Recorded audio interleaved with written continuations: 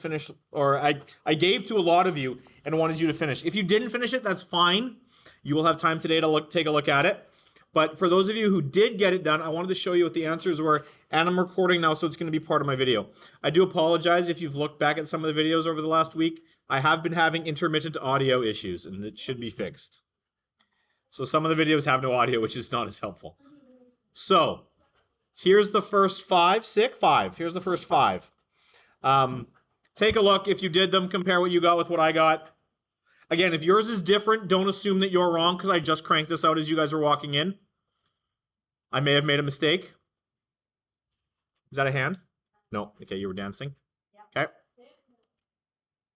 Dancing in class is acceptable.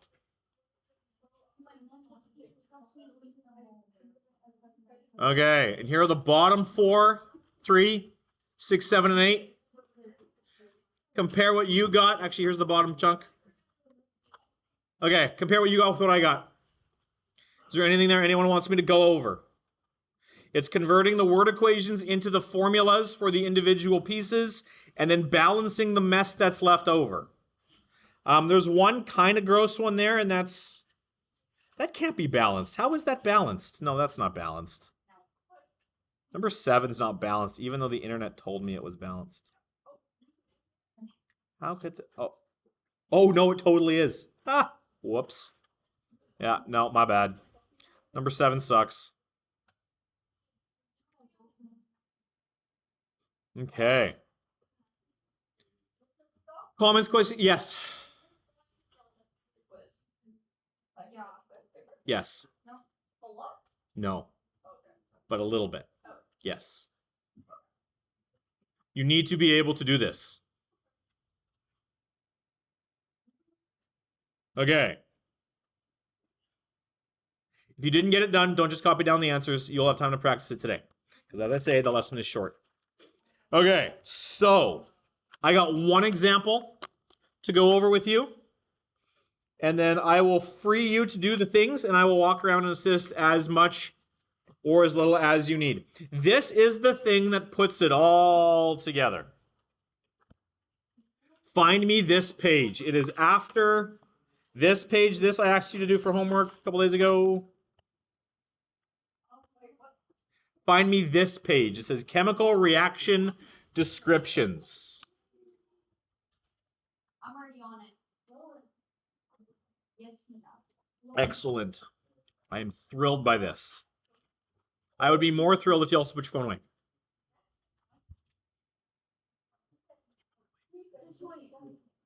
I'm going to start. And when I start, okay. It will be a wait. Okay. Okay, here we go. So, chemical reaction descriptions. This is the closest that you guys got. We'll get to the actual how this happened. And this is kind of what happened yesterday.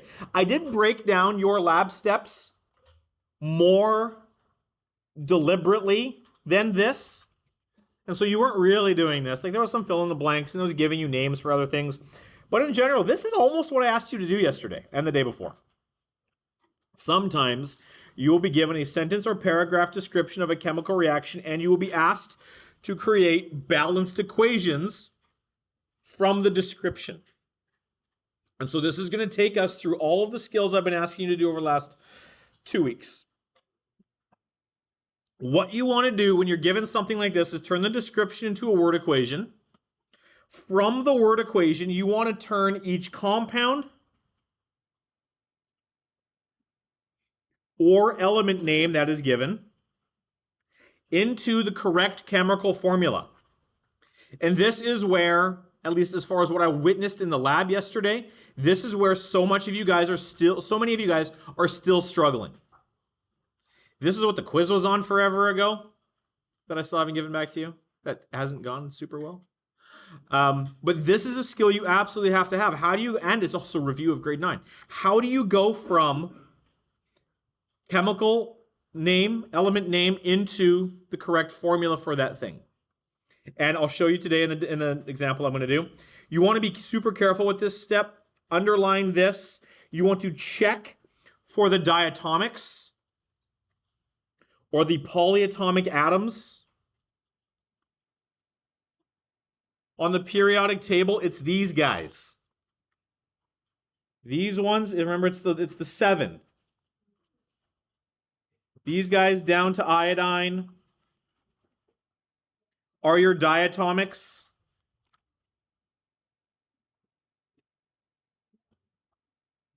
Plus hydrogen. This guy's also a diatomic. Phosphorus and sulfur. These are your polyatomics.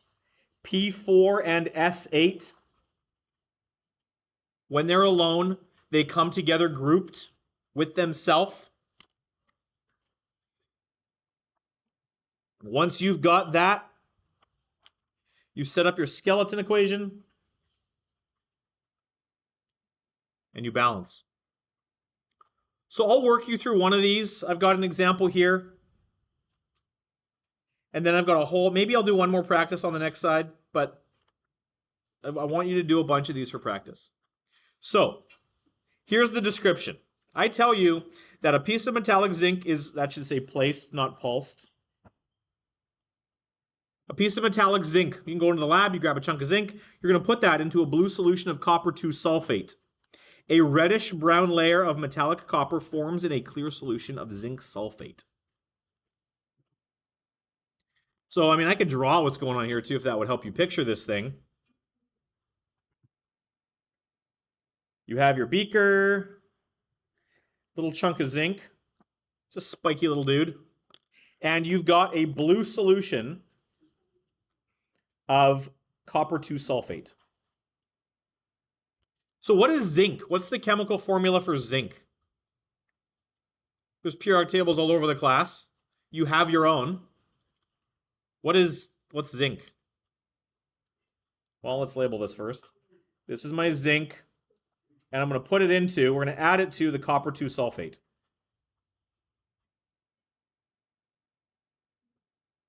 I really should have moved this over a little bit here. More in the middle, but whatever, here we are. Zinc is just Zn.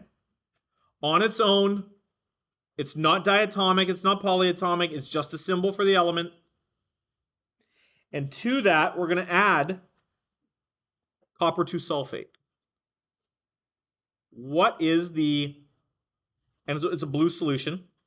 What is the formula for copper 2 sulfate? Well, let's go ahead and build the thing. Copper 2 is, you can even put it above, Cu plus 2. The Roman numeral tells you what the charge is. The symbol for copper is Cu. And then sulfate, because this thing ends in ATE, the hint there is to go look at one of your polyatomic ion charts. There it is. Sulfate's right there. The formula is SO4, and that has a charge of -2. So I've got my SO4, charge -2. We can see that these charges are the same. So when we build the compound, I just need one of each. CuSO4. After I have done this guy goes in here. What results? We can throw the arrow there. We can throw the arrow here. We're going to throw the arrow there. I don't know why I put it so far to the right. I shouldn't have. You're going to get a beaker. And the beaker is going to be clear. You have a clear solution. And you've got a kind of a reddy brown thing going on down here. Red and brown. There's the reddish brown layer. And we're told that that reddish brown layer is copper. Metallic copper. So copper on its own is just going to be Cu. It's not diatomic, it's not polyatomic. Just Cu. And this clear liquid, it's not a liquid, it's a solution, technically. This clear solution, we're told, is zinc sulfate. Let's just toss the name there. Zinc sulfate. We've already looked up sulfate. Sulfate's SO4, it's got a charge of -2. Zinc, we looked up before, it's Zn, but what's the charge on it? So I go back to my periodic table, and I say, okay, cool. Zinc, where the frig are you? There you are. Zinc has a charge of +2. Oh, look. Charges are the same. I only need one of each. So, my Cu is my Cu. I only need one of each of these guys, ZnSO4. So I went from my description to my word equation. I used my word equation to help me build my skeleton equation. And now I have to go ahead and balance this thing. To balance this thing, you drop the line. Z, N, C, U, S, and O. Z, N, C, U, S, and O. Some of you might not need to do this. Some of you might be able to see it already. I've got 1 zinc, 1 copper, 1 sulfur, and 4 oxygens. That 4 is just on the O because there's no brackets here. And on the right-hand side, I've got 1 zinc, 1 copper, 1 sulfur, 4 oxygens. Oh, look. The thing is balanced already. It means that these guys will work 1 to 1. I will use up as much zinc as I use up copper sulfate.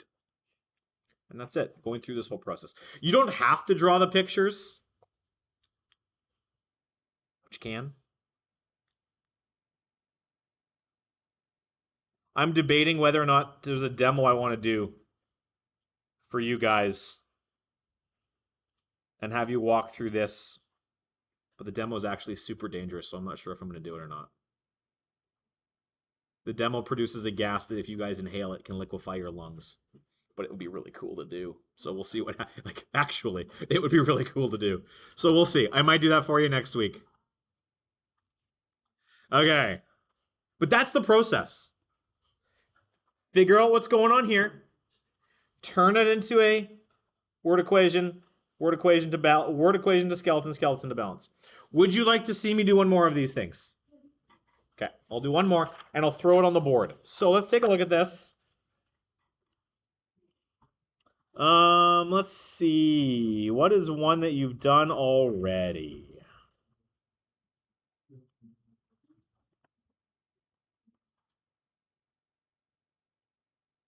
Oh, let's do this one. Number 7.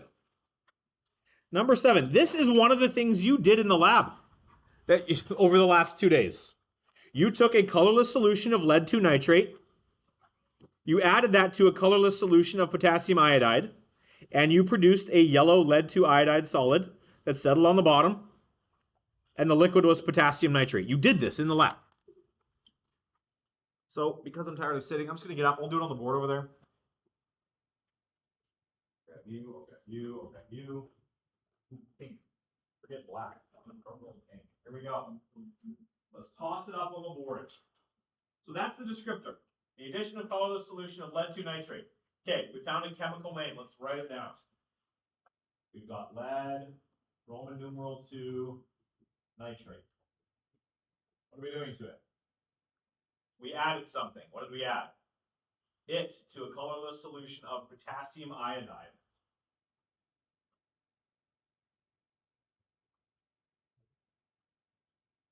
What happened? What do we get?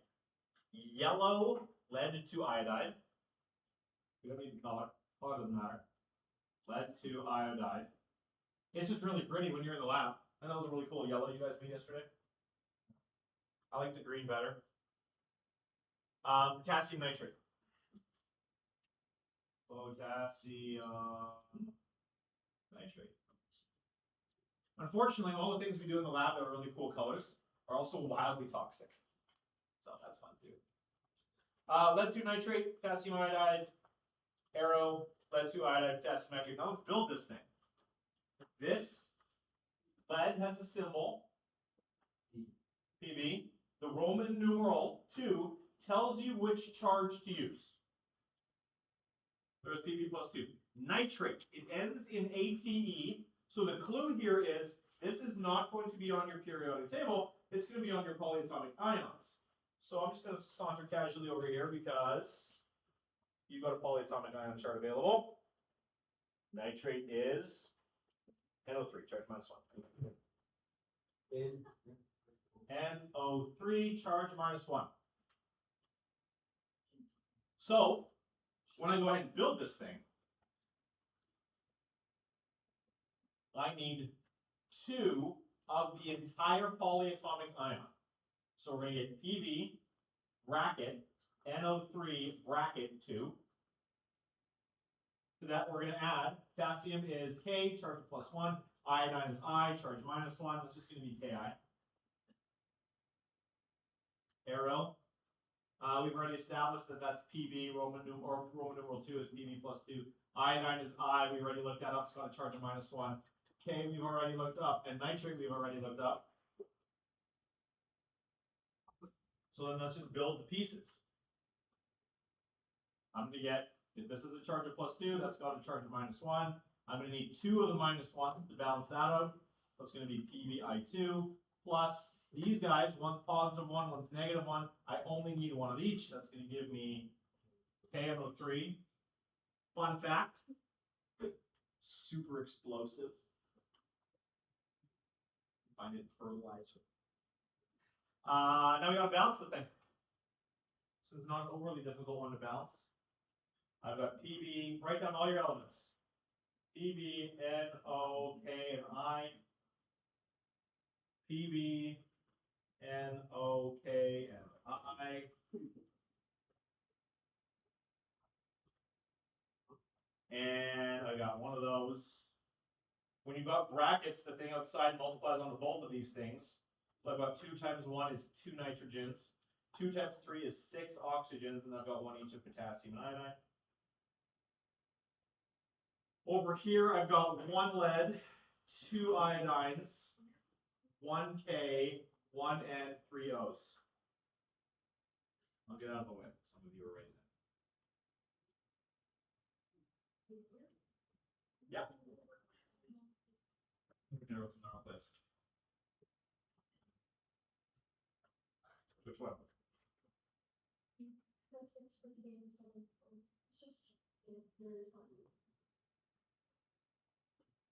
Sorry, I'm slanting because I'm writing in the big.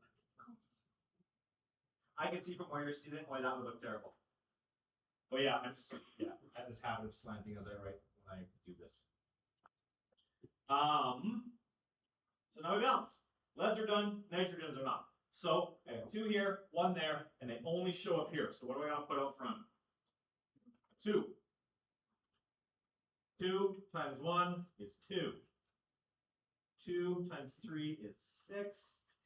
2 times 1 is 2. And I go back over here. My leads are still good. My nitrogens are good. My oxygens are good. These 2 are the problem. But they show up together right there. So what do I put out front?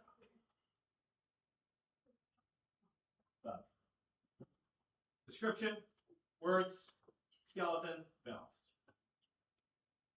Your turn. That's it. That's all we're adding today. You guys, this will show up on tomorrow's quiz. So you got lots of time. Almost an hour left. You guys are going to start with the rest of the page that came before this and this page. If you need to go back, and if you didn't finish after that, if you didn't finish the lab, you can jump to that. And the word equation sheet for more practice after that. Those are your 3 tasks. In that order. This, lab, word equation sheet. Action. Yes.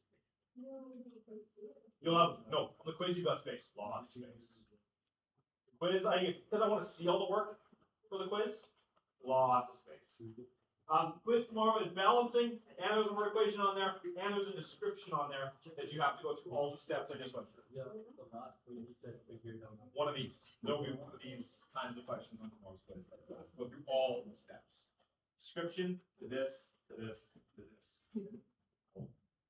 So grab a whiteboard or some scrap paper, or some not scrap paper, but paper of your own.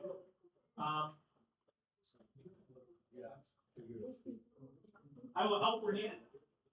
Let me know how I can assist on your market set giver.